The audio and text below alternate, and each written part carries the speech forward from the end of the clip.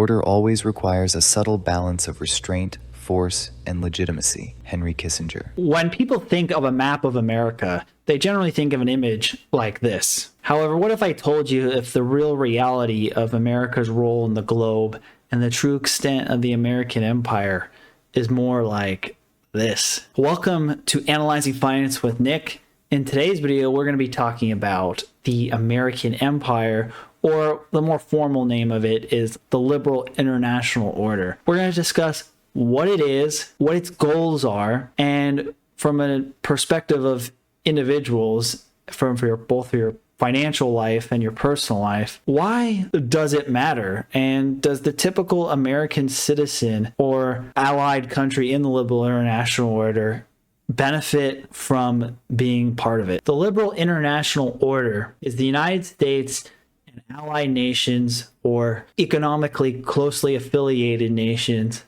that work together to create the international standards for trade and human rights. There are certain rules to being involved in the international order, and the other name for it is the rules-based system for that reason. You can tell who's in the international order based on who follow these rules and how swiftly they get punished for deviating from these rules. And some of the key rules of the international order is relatively free trade, having a free market economy that is open to international foreign investment, and being part of the security sphere of the United States. And part of the rules is that you're not allowed to forcefully annex territory from other sovereign nations.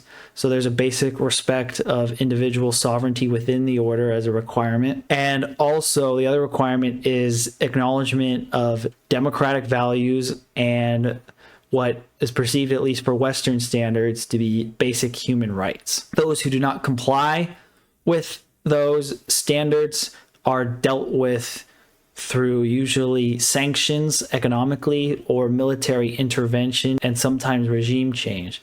And you can kind of tell who is in the international order clearly just based on, if you really thought about it, if this country tried to do an economic or foreign policy move that deviated from the United States' interests, they would face severe punishment or they would face political change until they were back in line. Seen in the map here, the liberal international order mainly consists of the United States and pretty much all of mainland North America, the European Union, and Switzerland and Norway. A lot of the Middle East, particularly Egypt, Israel, Jordan, Iraq, Saudi Arabia, and the Pacific Rim, both on the American coast of the Pacific Ocean, going all the way from Alaska down to Chile, and on the Australasian coast with Australia, New Zealand, most of the Pacific Islands, Indonesia, Philippines, Japan, and South Korea. The former French colonies in West Africa that are still closely tied to France are also connected to the liberal international order, as well as Kenya, the Guyanas, and most of the Caribbean. The red are basically countries that are non-aligned. They're not all necessarily allied with each other, but they have made specific political statements or economic policy decisions that clearly defy the liberal international order and have excluded themselves from it to a certain degree. BRICS is the common name for the biggest players. All four of the BRICS countries plus South Africa are either explicitly never been part of the liberal international order or are breakaway regions. As you see, like the shaded red areas are countries that used to be part of the liberal international order but are starting to break away, whereas the countries that are striped shaded blue are countries that used to be not part of the international order or outright opposed it, that are in the process of being integrated into it. And then the purple territories throughout the map that are striped are the disputed regions between the liberal international order and a non-aligned country. And if you look at it from this perspective, a lot of American geopolitics makes sense somewhere in Poland or Romania. People think the western border of America is in the Aleutian Islands in Alaska, where it's really just the Pacific Rim countries in Asia. And knowing that, it makes a reason more sense. Why does America care about places like Ukraine, Taiwan, Somalia, or the Middle East, which in theory, given the fact that America is separated from two oceans, they shouldn't really care about these places at all. But in practice, they do, because if you look at America's real power and influence, then their borders are a lot closer to the geopolitical fault lines than commonly perceived. And yeah, the reason it makes the liberal international order different from other empires is that there's a lot more domestic freedom. America does not try to force its religion on people. America does not try to formally annex territory. America doesn't even try to force people to learn its language. However, many members of the international order, particularly the upper classes, voluntarily learn English so they can participate. America international ambitions is more of a subsidy to help grow the rest of the world's economy in order to ensure peace and stability more than an extractive relationship. Historically, most empires gain from extracting from their colonies or annexed provinces, where the US's model was mainly built more on building up its allies and building up the conquered territories, and to make them as economically strong and viable as possible so they could benefit the US via trade or through being buyers of its bonds in terms of the treasury market, and also being strong buffers against the non-aligned countries.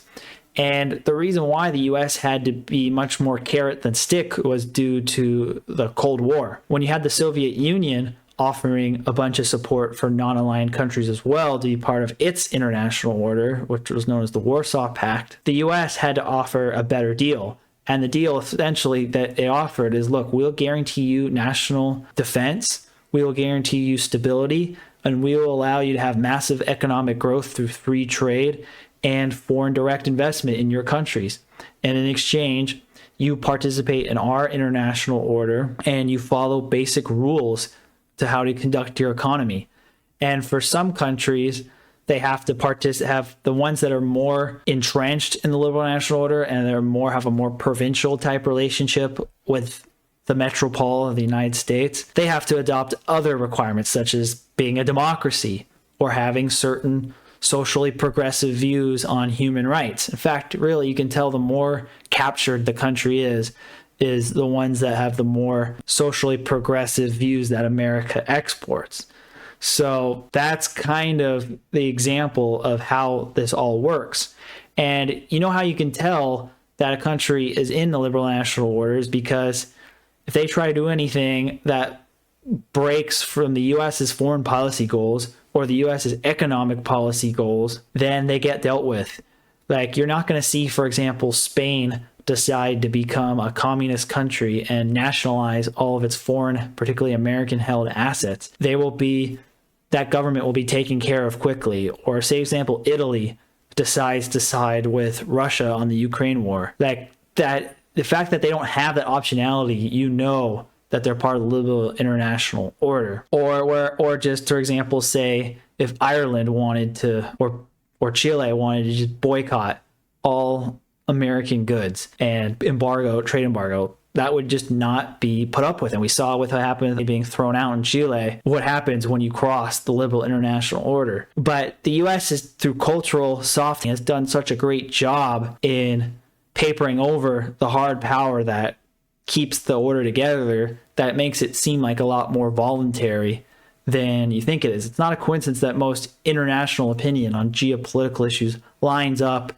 with the standard American think tank view of the world. That's not a coincidence. It's a byproduct of the soft and hard power that kind of dictates the liberal international order. So now that we have this understood, that basically countries get increased economic prosperity through trade and foreign direct investment and defense in exchange of aligning with U.S. economic and foreign policy interests, what are the costs and the benefits for Americans and for allied nations to be part of the liberal international order? Because the question I always thought about when analyzing American foreign policy, particularly interventionist foreign policy, is like, why are we wasting all these money on war overseas? How is it that myself, as an average American, benefit from this? Like, I could see how maybe certain political factions in the places that are under conflict benefit from it, and defense contractors and the jobs created for people working at them. Like, I could see those benefits, but apart from the military industrial complex, it seems like it's a raw deal for the average American citizen and even some of the allied country citizens to be part of this liberal international order. And it's not that straightforward. There actually are a lot of benefits. And the irony is the people who benefit the most from the liberal international order are often its harshest critics. First, the main beneficiary of the liberal international order is economic prosperity.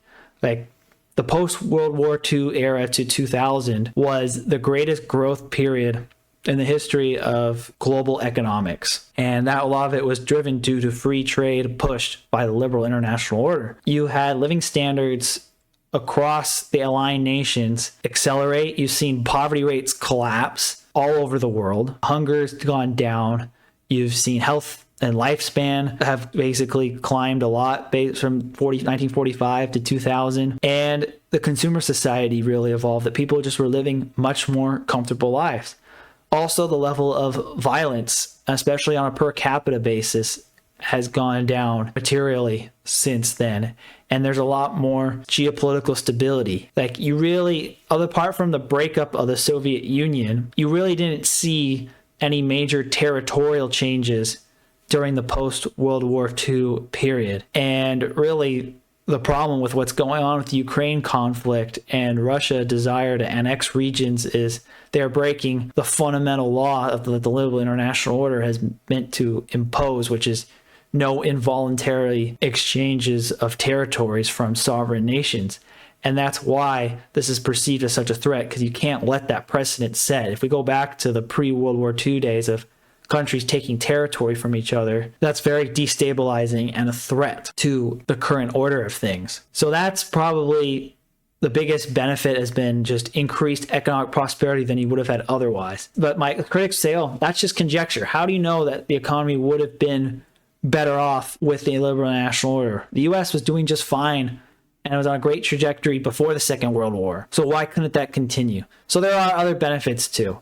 You have more security and peace, less wars. We've talked about that as well. And you've seen a lot of countries have more democratic governments that were previously ruled under more authoritarian regimes. Again, that might be just a Western imposed value of what is a good thing, but those are some of the more obvious perks. But again, none of those really go down to the question, as an average person, yeah, on a collective aggregate, you might see some benefits, but as your average person who works a corporate job in the United States of America, what have you seen as a benefit from the liberal international order, apart from esoteric number go up GDP data? Well, there's a few things. First, the fact that the U.S. sphere of influence and effective empire is as extensive as it is means you have a lot more economic and cultural exchange. And one of the benefits of that is travel. It has become a lot more affordable. In the pre-liberal national order world, it was a lot more harder to get visas and be allowed to visit other countries. Now, most of the world for holders of American and European passports is accessible without a visa. If you go to a country within the liberal international order, you can be fairly confident that you can go there and you will be safe, especially if you stay out of the criminal underground activities that are in some of the more dangerous parts of the world. Yeah, that kind of safety traveling is taken for granted. The safety of trade too, for large container ships to cross the world unmolested, is not something that has been taken for granted in history. Most history had to deal with piracy, you had to deal with banditry, you had to deal with a lot more crime in terms of going after tourists, and the opportunities to, say, visit other countries as a tourist, to live in other countries as an expatriate or an immigrant to a new place, the opportunity to, say, have semester abroad or go to school internationally, that wouldn't really be as prevalent or may not even be available at all if it wasn't for the influence of the liberal international order. The other benefit is just the proliferation of the English language. If you're an American, you don't have to learn other languages like people in other countries do. And the reason for that is because the need for English to be the lingua franca of international trade. And that's because of the influence of America overseas. Other people in much smaller countries have to be fluent in multiple languages, including English, to be a functioning member of society. But with English being the standard language of the internet, being the standard language of aviation, being the standard language of finance, and being the standard language of a lot of other industries and of international foreign policy, you have effectively the need to not have to learn other languages and a much easier life than you would otherwise just on that alone. The other beneficiary of the international order is the strength of the US dollar. The consequence of liberal international order is the US dollar is the reserve currency.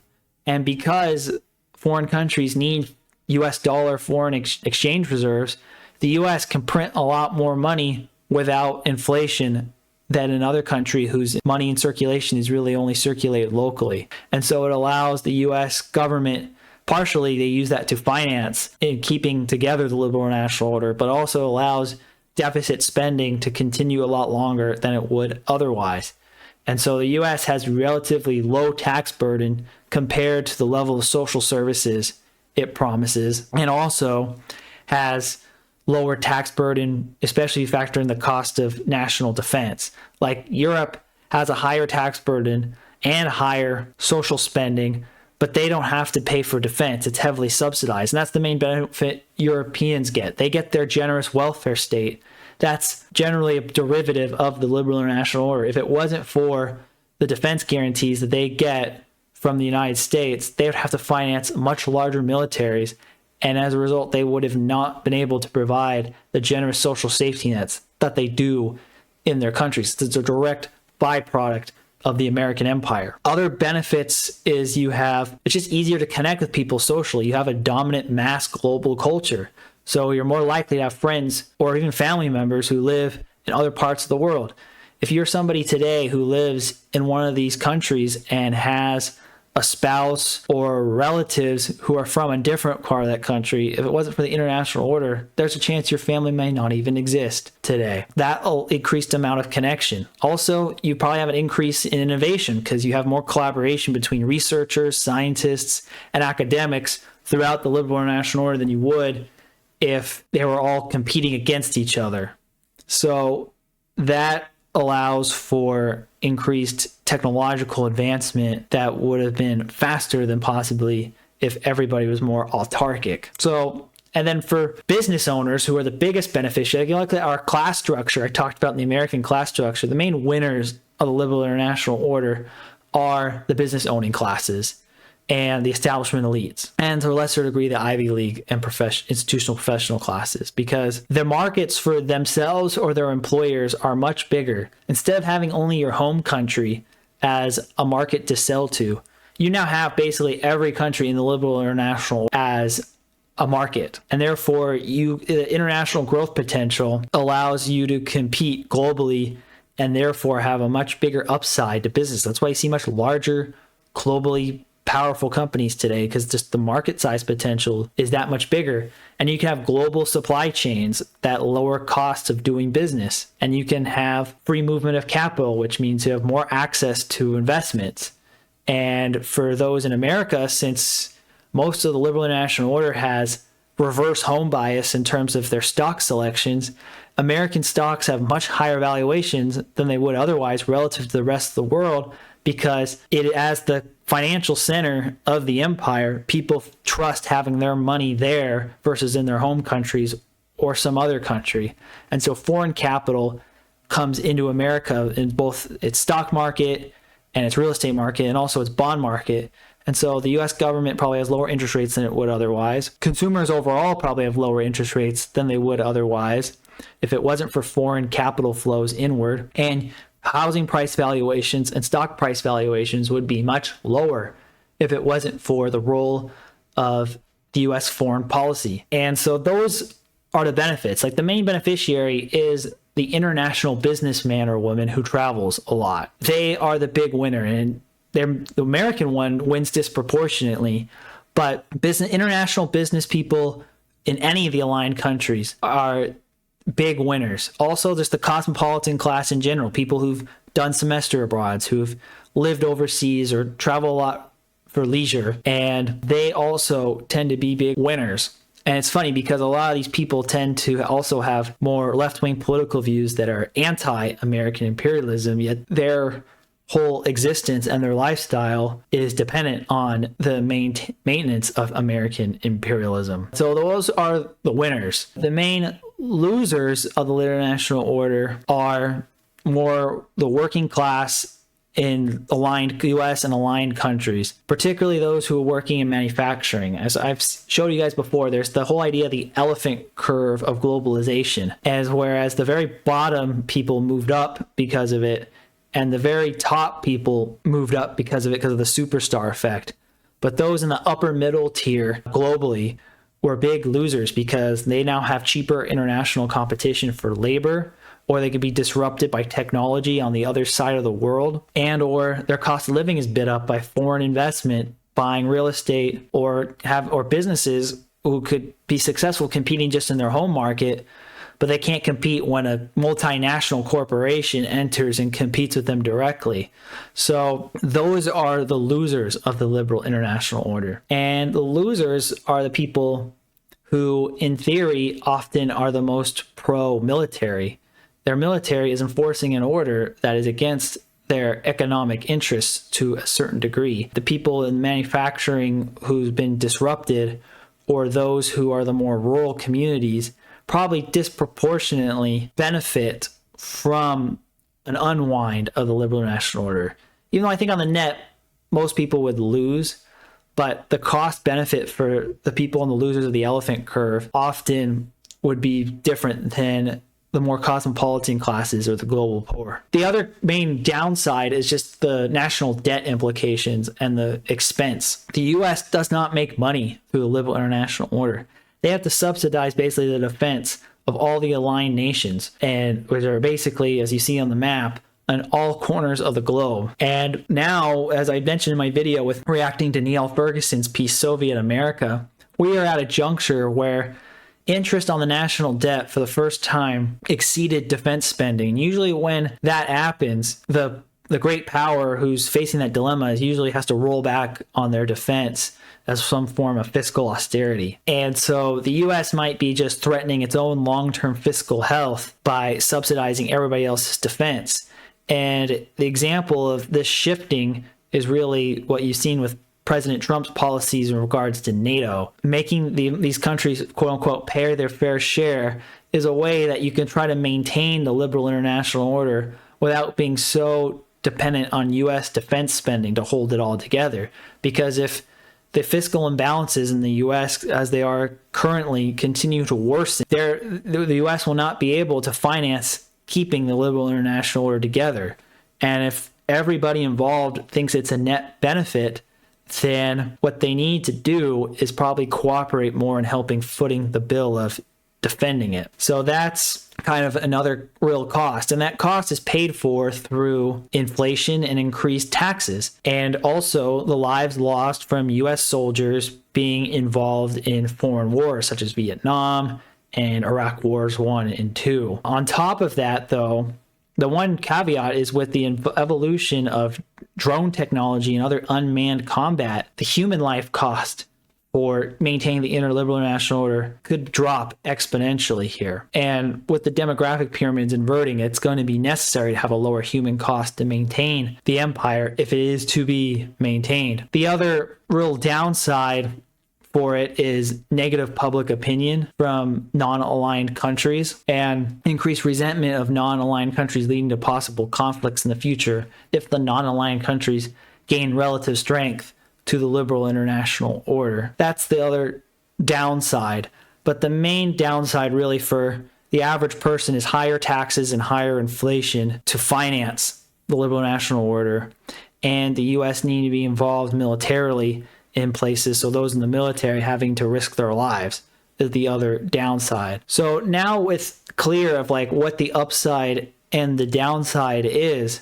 What is the future of the liberal international order? A lot of people think this is due to fall apart. I don't think that's necessarily the case. I think it'll have to be reincorporated though, but in a way that is more inclusive. And honestly, really the best way for world peace is if you can get most countries, even the non-aligned countries, to fully invest in the basics of the liberal international order. The problem is that a lot of the US and the European countries who've been the most aligned with the current order have been kind of complacent, and to the point they are trying to export values that may not be considered universal and importing them into what was the goals of the liberal international order. Like, there's a lot of socially progressive values that are not popular in, say, Russia or China or the Middle East or in sub-Saharan Africa that makes it difficult for these countries to want to incorporate because they're afraid of their cultures getting quote-unquote degraded by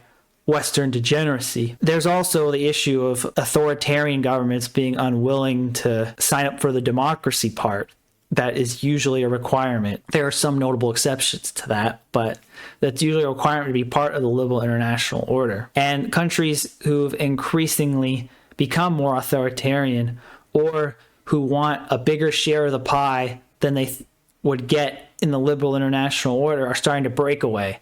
And you see like the countries that are kind of in the red crosses areas, such as India, Central Asia, Turkey, and South Africa, most notably, at one time were part of the liberal international order, but are in the process or have already completed the process of breaking away. Doesn't mean they're necessarily aligned with all the other countries who are not aligned, but they realize, wait, I don't want to be part of this empire unless if I get a bigger piece of the pie that's more proportionate to my contributions. And a lot of these countries feel like that the original countries in the liberal national order, which would be the United States, Canada, Australia, New Zealand, Japan, and Western Europe, disproportionately benefit from this arrangement from both an economic perspective and a political and status perspective. Because the other downside, if you're a non-American for the liberal international orders, you don't get really a say in your economic and foreign policy. Yeah,